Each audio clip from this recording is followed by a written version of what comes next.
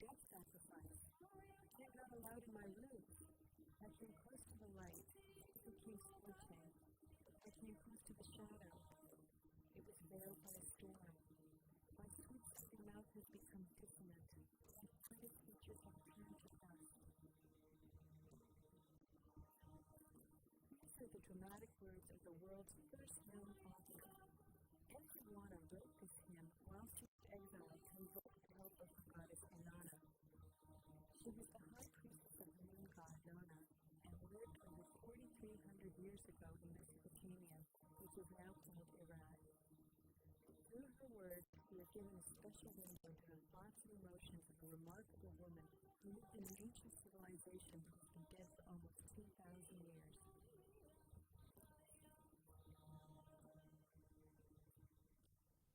I came across Enheduanna in my research on the Alexandrian period, which is the first work empire. I went into the battle because she is passed over as scholars and historians of the past and present generations. And she is the woman who played a pivotal role in these religious events.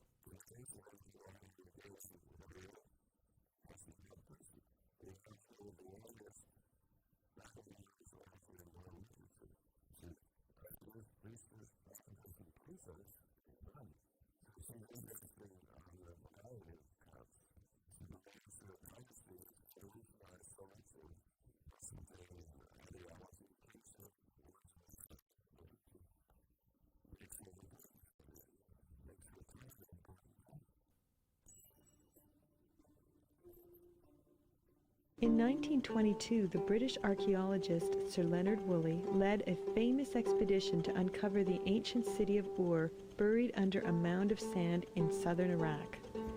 Ur was a center of Sumerian civilization that flourished along the Euphrates River, not far from where it met with the Tigris.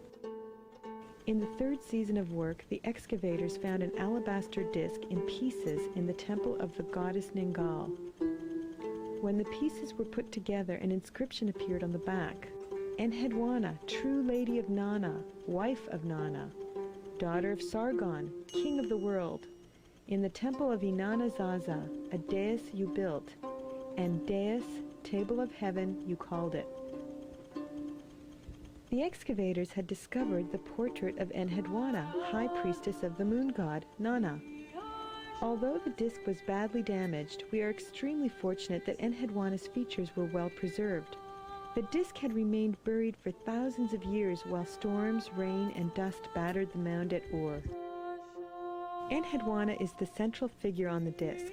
In Sumerian art, the round form is unique.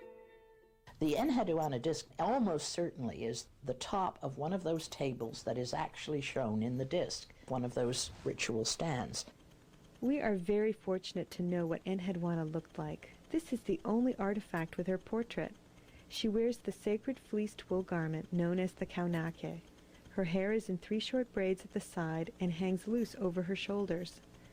On her head has been restored the distinctive rolled brim hat, a special headpiece of the end priestess known as the Aga crown. But a high conical hat seems to be depicted on the pre-restored disc. Polos hats were worn by the priestesses in Mari, in the northern part of Mesopotamia. Her face, which is in profile, reveals her strong features with an aquiline nose and a clear gaze. Enheduanna's right hand is raised in the Sumerian gesture of humility called touching the nose. She is overseeing the pouring of a libation by a nude priest in a ritual inauguration of the new dais, which she calls Table of Heaven. On the back of the disc, on the inscription, Enheduanna calls herself True Lady of Nana and Wife of Nana. I first guess that she was the incarnation of the wife of Nana, Ningal, as Ningal was the divine wife of the god Nana. She was the human wife of Nana on earth. She acted out all the duties and obligations of such a role. At the top of the Sumerian pantheon of the gods was An, also known as Anu, who was the god of heaven as well as the god of the sky. Enheduanna's name means ornament of An, or ornament of heaven, or ornament of the sky. Her name links her to the top of the pantheon and to Inanna, the goddess of love and war, who is often also called the Ornament of An because she is often referred to as the beloved of An. Enheduanna was the high priestess of Nanna, the moon god, who was the grandson of An. Nanna was coupled with the goddess Ningal, and they had 2 children, Inanna and Utu, god of the sun. There are many more gods and goddesses, but these are the main ones that Enheduanna writes about. Oh no, definitely Inanna was the goddess of Uruk. She was probably more powerful at the end of the 4th millennium than she was at the end of the 3rd millennium, because the male gods were encroaching on her positions in different ways. It would seem to me that she was the original divinity who bestowed kingship. And all the royal figures in the south that are beloved by Inanna are crowned by Inanna to be king. She's certainly very important from earliest times. There's a quality she has that no other goddess I had ever studied had, and that is she represents a wholeness. She represents all the attributes of civilization, the May of priesthood, the May of priestesshood, the May of all the crafts, the May of sovereignty, all possibilities within civilization she holds and gives to her people. Inanna is the bringer of the day. She's the goddess who first lights the day just before the dawn. She's the goddess who signals the end of the day, and then she just begins to light the night. If you look into Greco-Roman culture, you'll see that Aphrodite, Venus, also is the evening star. In focusing upon her more ferocious aspects, I think she created, if you will, the perfect goddess for her father Sargon, because his focus was upon mastery of his kingdom through war. He was the warrior king par excellence. Enheduanna was appointed as high priestess to Nanna by her father the king during a unique time in history. Through tremendous bloodshed and political strategy, Sargon was the first to successfully unite Akkad in the north and Sumer in the south under one central government. This was the first empire in the world. The northern Semitic people, known as Akkadians, spoke Akkadian. Sargon was determined to transfer the center of power to the northern city Akkad away from the southern cities. Revolts sprang up sporadically throughout the Sargonic rule as the Sumerian cities in the south tried to free themselves from Akkadian rule. Many scholars believe Sargon appointed his daughter High Priestess in Ur to assist him in controlling the southern Sumerian cities. Her writings, it is said, were politically motivated to merge Sargon's Akkadian deity, Ishtar, with the Sumerian goddess Inanna. Enheduanna grew up in the midst of revolutionary times. For the 500 years before Sargon came to power, Sumerians had dominated the region. Sumerian was the principal language spoken, and Sumerians had invented and developed the pictographic script that was the basis for cuneiform.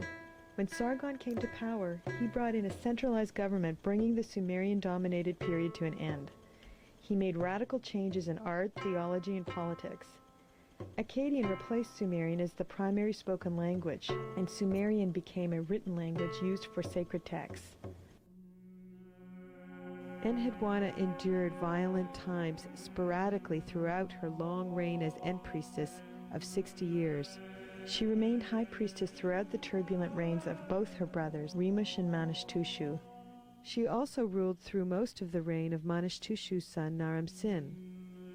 It wasn't until his reign that Sargon's ambitions were consummated and the empire was firmly established. Naram-Sin broke with royal ideology by adopting the title the Divine One and was the first king to be depicted with the horned crown of divinity. This political shift allowed Naram-Sin to claim for himself the city god's land and possessions, which was traditionally the property of the temple. And here began the trend in which the king began to surpass the influence of the temple. Enheduanna embraced the new consciousness of the individual. She was the first to break the Sumerian tradition, whereby scribes wrote anonymously, and is the first person to include personal details in her writings. Yet I am the brilliant End Priestess of Nana.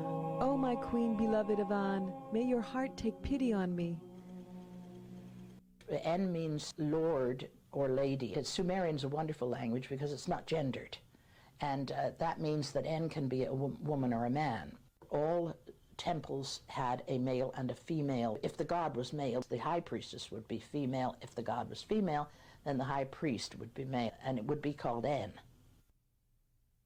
I concentrate on her actual religious roles as the greatest high priestess of her time, and therefore could wield power from this position because of her religious role. And this was just ignored, that she was such an important figure in the religious circles. Enheduanna's influence was felt throughout the empire, but her life was focused at Ur. The temple was the center not only of religious life, but of economic and social life as well. The temple served as the core of the community that crystallized into cities. As End Priestess, Enheduanna managed the extensive agricultural lands which surrounded the temple. Her title as En refers to the priestly management of the fertility of the land. She had to maintain the temple, monitor economic transactions, as well as oversee the preparation and enactment of prescribed rituals throughout the year. To manage these duties, she had a large personal staff. Cylinder seals of 3 of Enheduanna's servants were found in the royal cemetery of Ur. The seals belonged to Ada, her steward, Dingir Palil, her hairdresser, and the scribe Ketushtug. Cylinder seals belonged to important officials and were used as an official stamp or signature. They were carved in reverse on precious stones, and when rolled out onto clay tablets came out as a positive relief. Although digging at Ur stopped several decades ago, William Hallo recently discovered in a private collection a new cylinder seal dedicated to Enheduanna by another scribe. You don't get seals inscribed to fictitious characters.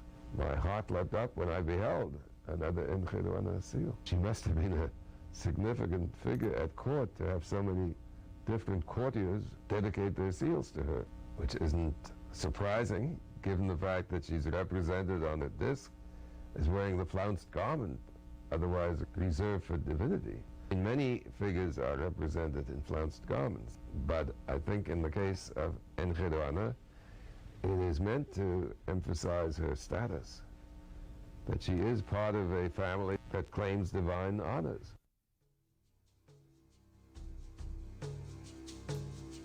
The temple precinct of Ur was comprised of Nana's temple, Ningal's temple, the storehouse, a palace, and the royal tombs. The temple of the moon god in the northern section was a raised temple during Enheduanna's time. Nana means moon in Sumerian. Throughout Sumer, the moon was observed nightly, both for ritual purposes and for calculating time. The Sumerians followed the 29.5-day cycle of the moon. On the day of the new moon, a festival was celebrated each month. Offerings to the moon god included bulls, sheep, lambs, and goats, as well as baskets of dates, pomegranates, and other fruits. To Sumerians, the appearance of the new moon in the sky resembled the crown or horns of Nana. Correspondingly, the shape of the boats, the primary mode of transportation through the marshes, still copy the crescent shape of the new moon. During the Akitu festival at the New Year, Enheduanna traveled up the river with Nana's statue on a crescent moon boat called the Boat of Heaven.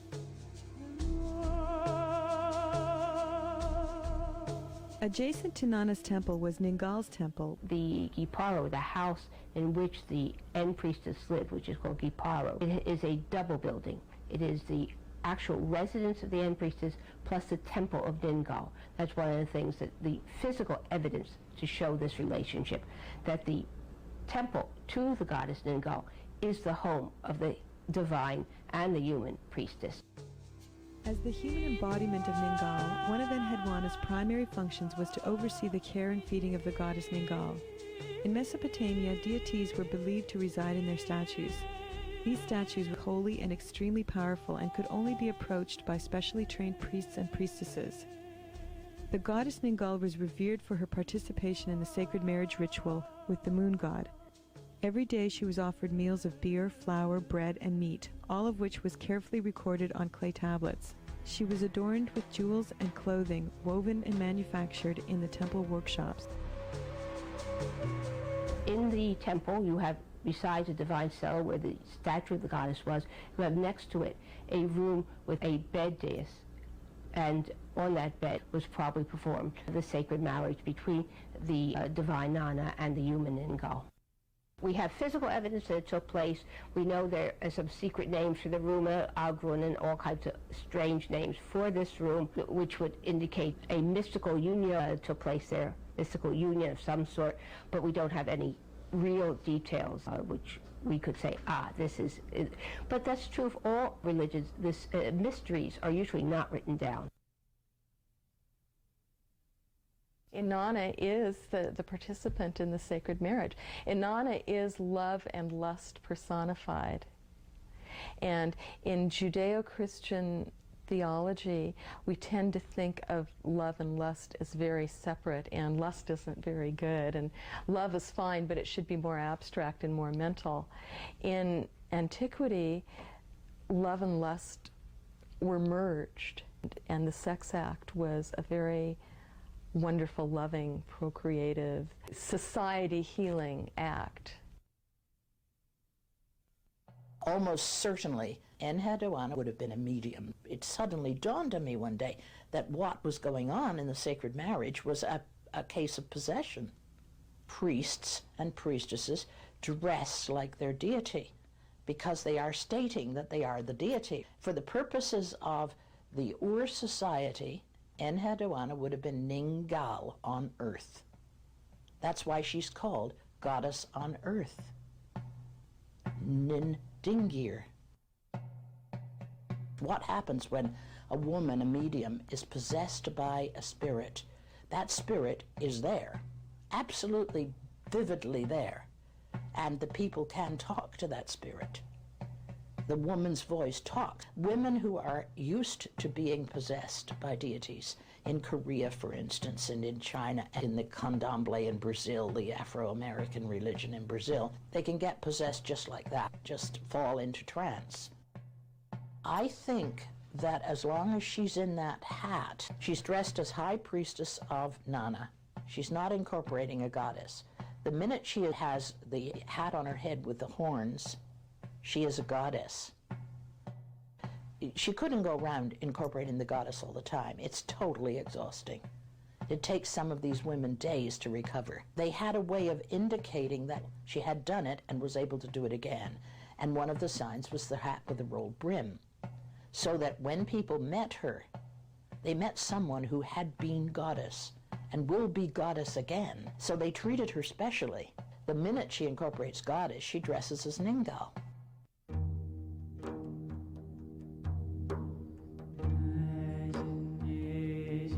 Stretched out my hand to the fruitful bed, nor have I revealed the word of Ningal to anyone. We do not know exactly in which way this word of Ningal would have been recognized by Enheduanna, but in the line before that she speaks about the bed, and it could be a hint that this might be through dreaming, since we know there are different means by which people get knowledge about the gods' thoughts, about the gods' plans. And we have literary texts where we see women in the role of dream interpretesses. It's the concept of all the Mesopotamian omens, what the ancient dream interpreters had to do, that they would understand and then would take measures against bad things announced through a dream. And that was called to solve a dream. I think that was one of the main tasks of priests in these times. First, to try to get knowledge about the future, what the plans of the gods were, and then to try to influence them, to help them come into being, or to try to prevent them to come into being. That was the main power, this huge power this woman had in her time. One of the things that is a regular royal inscription is the installation of an end priestess. It will say the year the end priestess of Nana was installed. And they happened once in a while, but they were so significant that they were used to mark years. The interesting thing about Frayne is he's a Sumerologist at the University of Toronto, and he's doing work on the royal inscriptions of Mesopotamia, and he'll have an administrative document from a temple which says, acquired one lady's bed, acquired one lady's throne, acquired spreads for the bed, and so on. His article argues that the sacred marriage was used for the installation of an end priestess, and that would make some sense, because she was the representation of the wife of the deity, Inanna. First, how is she chosen? She's chosen by goat entrails. You have a wonderful ceremony in which the king oversees a sacrifice, pomp and circumstances of a goat, and the royal diviners are there to read the entrails and to decide which of the candidates would be most pleasing to the god for the role of the high priestess, the En of Nana Sin. Once she is chosen, there is a period of training that she has to undergo. It's like 2 or 3 years. So during that period of time, she was probably in seclusion to learn her role and be trained before she actually was ordained to take over the position. Enheduanna is probably a name given to her on her ordination. We don't know her actual birth name. It means En, the En, Hedu, the ornament of heaven. Joan Weston Holtz has translated a fragment from a hymn written by Enheduanna herself in praise of her sacred ordination ceremony. Perhaps it was sung while she entered her new sacred dwelling in the Giparu. The purification rites of Enship are prepared. In Ur, a dwelling has been established. Your name is sweet. Nana, the prince, called it. Correspondingly, your holy words please An, the god of heaven. O my Enheduanna, may you be exalted in heaven. The purification rites of the Giparu are prepared for you. The sacred powers of Enship are established. To the Giparu, she proceeds. Based on a text from Emar depicting the installment of a high priestess, we gain more details which may be relevant to Enheduanna's ordination. First, the high priestess was anointed in the temple. Then, on the days that followed, her hair was ritually combed, her garment consecrated and placed in the house of her father, where she performed various sacrifices and ceremonies. In the evenings, she sat on a throne and received presents: special earrings, bracelets, a turban, a breastplate. On the 6th day, the high priestess ate and left her house accompanied by bridesmaids. Her head was covered like a bride. In the evening at the temple, she ate a ritual meal, then received a new garment, a bed, a chair, and a stool from the elders. A special coverlet was spread over the bed. While singers chanted, the sister of the high priestess bathed her feet. Afterwards, she prepared herself by ritual washing. Then, finally dressed, she lay down on the bed, and it is assumed that she performed the sacred marriage. After this ceremony, she takes up permanent residence in the Giparu. The act of ritual washing was a significant part of the end priestess's cultic practices and was necessary to ensure purity during rituals and otherwise. Remains of the Giparu reveal the importance of purification. In the foyer of Enheduanna's quarters was a ritual washing place for her private cultic use. In another section, a large room with a sunken waterproof floor was used for ritual cleansing. Next to it was a room with a large clay brazier. Enheduanna's own poetry reveals these practices when she says to Inanna, "I have heaped the coals in the brazier, I have washed in the sacred basin."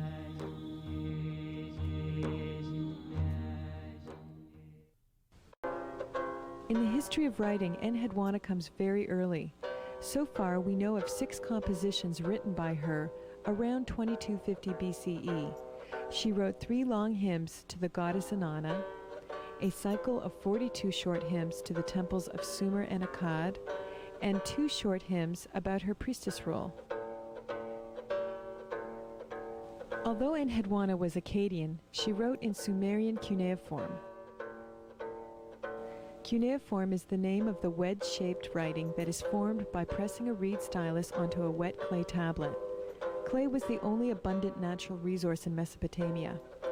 Cuneiform was first developed by the Sumerians to record financial transactions around 3400 BCE. It evolved slowly, and by about 2600 BCE, it was used for longer, more literary writings.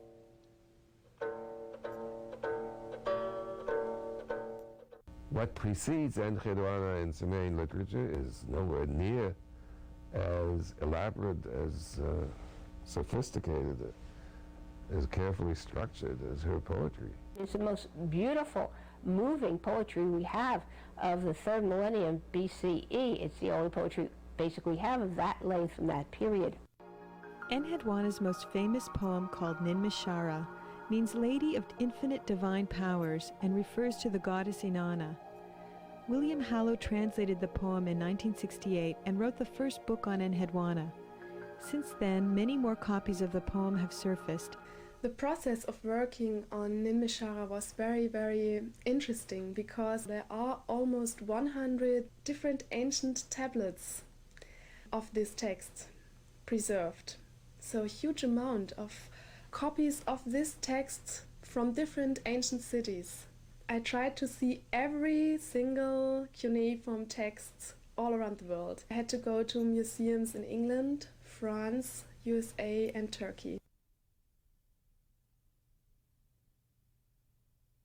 The most thrilling experience was to understand that this high priestess, Enheduanna, had the spiritual power and the religious background to create something out of words which would alter a whole political situation.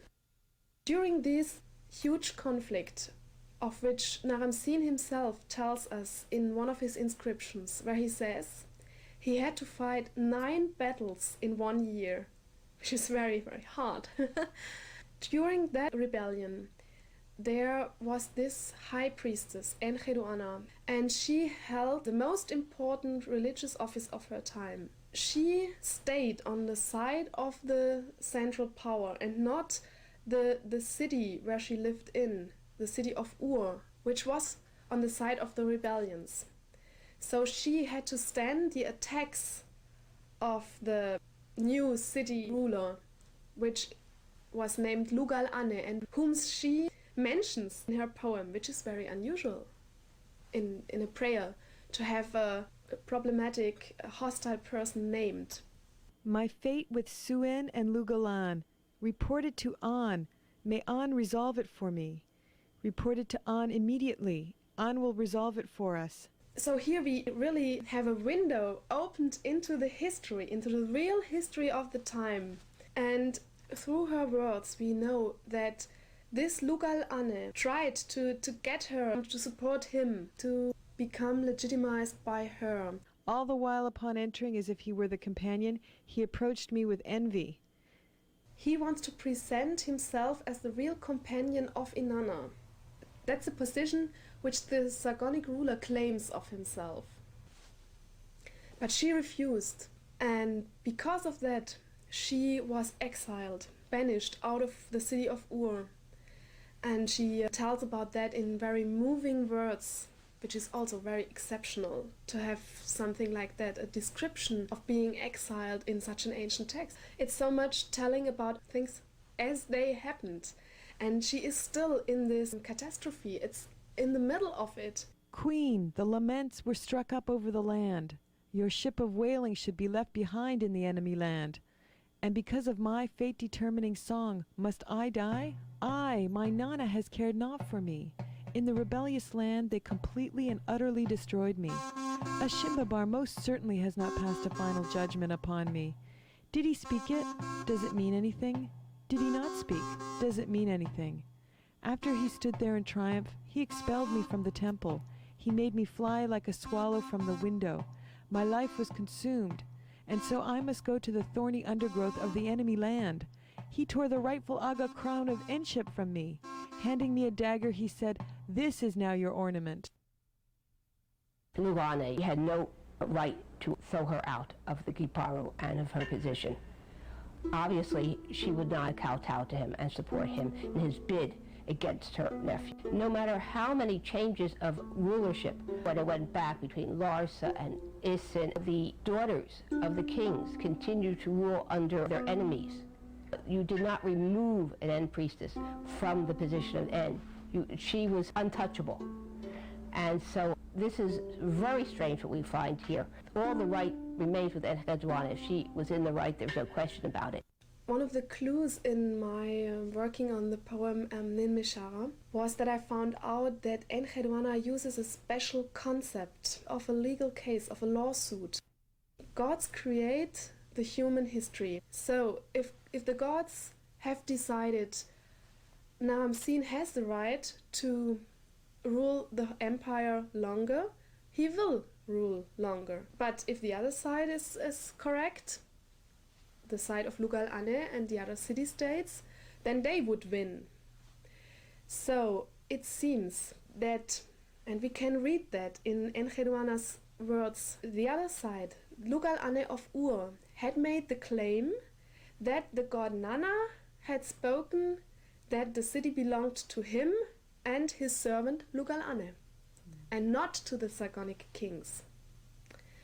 And therefore he had the right to rule this city. And what Enheduanna did is that she did not accept this sentence. She said, this was not the final sentence. Ashimbabar most certainly has not passed a final judgment upon me.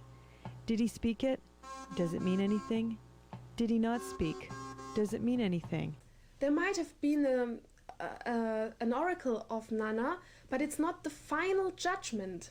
The final judgment lies not with Nanna, but with the god of heavens, Anu. So she quoted another oracle, an oracle of the god Anu, a sentence where he said, "The lady will tear away the destiny of Lugalan.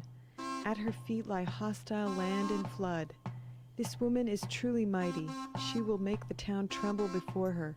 And the woman could be the goddess Inanna and could be the high priestess Enheduanna. So that meant that Enheduanna, that the Sargonic side were right in their claim to have the power of all these cities. And that Enheduanna spiritually had the right and she had the duty to help this sentence coming true. When she was exiled, she went away to another temple and tried there, through her prayer, song, holy words, and the parallel religious rites, to alter the situation. My queen, beloved of Anne, I will announce you all of your wrath. I have heaped the coals, prepared the purification rites. The Esdam Ku stands ready for you. Will not your heart calm down for me? Since the heart was full, too full, great queen, I birthed it for you. We know that Naram-Sin and his troops, they won the fights, these 9 battles in 1 year. And Naram-Sin, he says, by the love of Inanna, I won these battles. And I think that people of the time thought that by the spiritual power of Enheduanna and by the power of the troops and Naram-Sin, this situation was won. So these two things, the religious and the political perspective, they belong together and are not dividable in the ancients' perspective. The queen, the strong one, the ruler over the gathering of the En, she did accept her prayer and sacrifice. The heart of fate-determining Inanna has turned to its place. The light was sweet for her, delight was spread over her. Full of abundant beauty was she. Like the light of the rising moon, she too was clothed in enchantment. Nanna came out to rightfully gaze at her in awe. He and her mother Ningal blessed her, and then the gatepost said unto her, Be hailed! What each said to the Nugig is exalted. Destroyer of enemy lands, endowed with the cosmic powers from On, my queen draped in enchantment, to you, Inanna, praise. And to cope with this horrible situation, and in the end to win the situation, must have been like a miracle. It must have been like a proof that Inanna was as mighty as Enheduanna and the Sargonic people claimed her to be, and that Enheduanna's words, Enheduanna's rights, what she did in this horrible situation, had been the absolute right thing to do. And I think one can understand perfectly that people wanted to keep such a powerful spiritual text And they wanted to keep it as an example, as a model for future generations.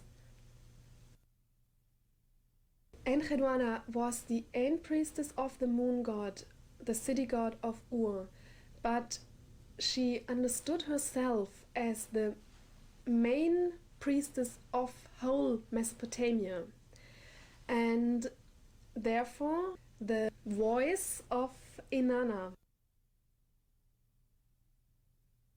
In the time of Enheduanna, the idea of having a larger empire was very, very new. It was brand new.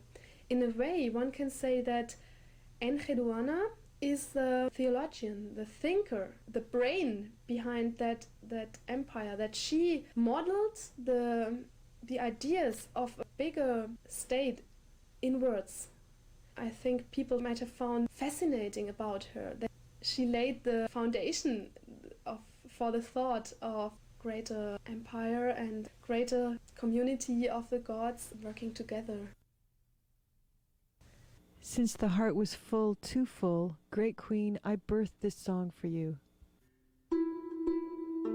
There's evidence of the High Priestess being a leader of a choir, which indicates that she sang with a choir, and so she probably performed them publicly also. What was said to you at midnight, the cult singer shall repeat it to you at midday. It actually says in the Meshar that it should be sung, so we do have evidence that the song was sung, and she wrote it down to be sung. I think they probably were sung as part of the tribute to the goddess Inanna. I'm trying to set some of her poems to music, and very recently experimenting with the harp, trying to figure out how some of her poems would have been sung, because I'm quite sure that in antiquity the poets, the bards, sang their poems. It didn't just recite them. Music is inspiring, it's easy to listen to. It provides mnemonics, ways of remembering lyrics, whole stanzas. The tremendous connection between the Neolithic cultures, which were probably pre-patriarchal, and with the Near East and cultures much, much later, because we can find elements of the most prevalent iconography of the Neolithic, the bird and the snake, all the way through the Near East into classical age Greece and Rome, Scandinavia, the Baltic countries. For example, Inanna has wings. On the Sumerian cylinder seal, she's always winged. And there are poems invoking her which talk about her spreading her wings and flying.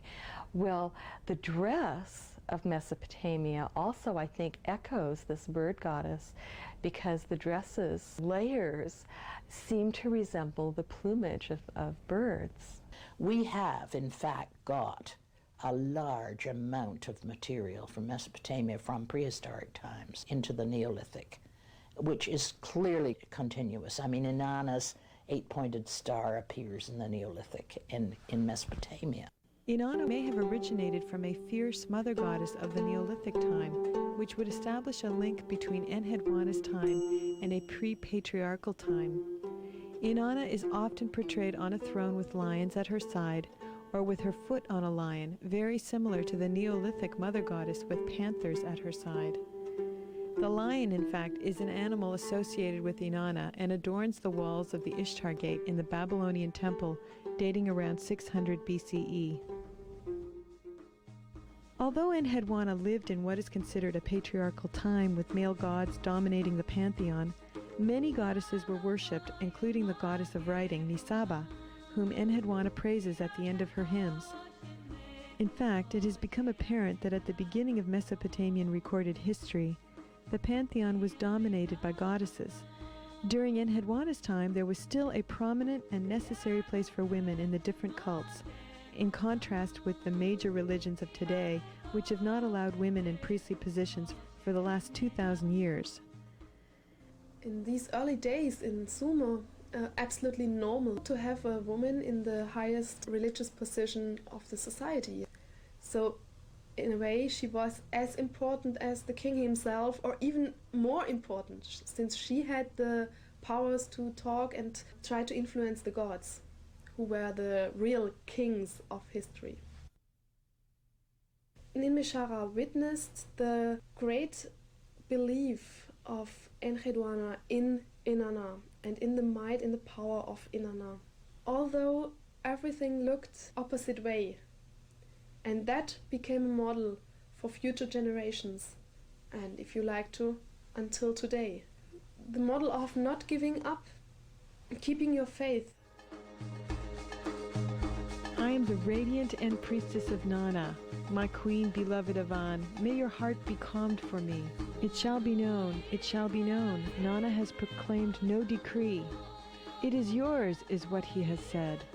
That you are as high as heaven, shall be known. That you are as wide as the earth, shall be known. That you always stand triumphant, shall be known. That Nana has not proclaimed the decree. That he has said, it is yours. My queen, it has made you greater. You have become the greatest.